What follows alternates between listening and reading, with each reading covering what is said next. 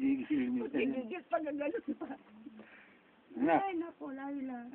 Daming kalukuhan, ha? Nguso, be, nguso, be. Sila. Sabi nga ni Nirma, gusto ko makita yung anak ni Beth, hayaan mo kami na pupunta dito.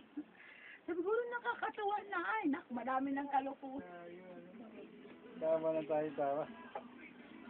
Paano iba na umiikot na eh. Ikot ito.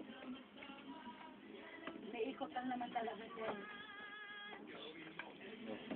Kasi yung paa niya, oh. Sinasandal niya kasi yung paa niya. Gusto niya kasi malo na aabot.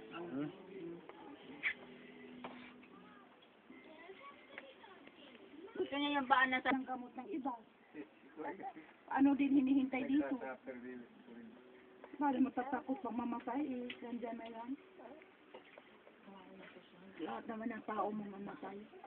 Kahit naman wala kang sakit, kung talagang biglaan ka na lang, o diba?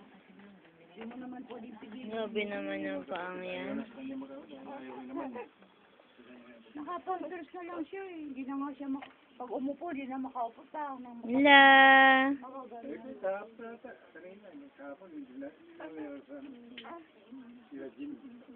Buhatin mo na yun. Hindi na nga siya makatayo eh. Layla. Hindi na pa wala nang tulong siya na dyan. Nagusto. Paano, be?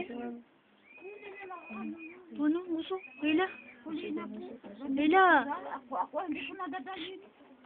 Layla?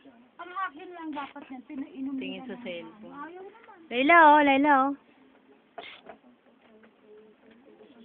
Talagang gano'n ang buhay.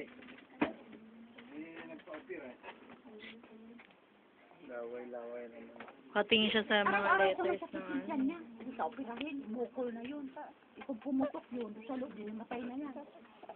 Kasi lalason yan pag pumutok sa loob ng bukol. Ano yun?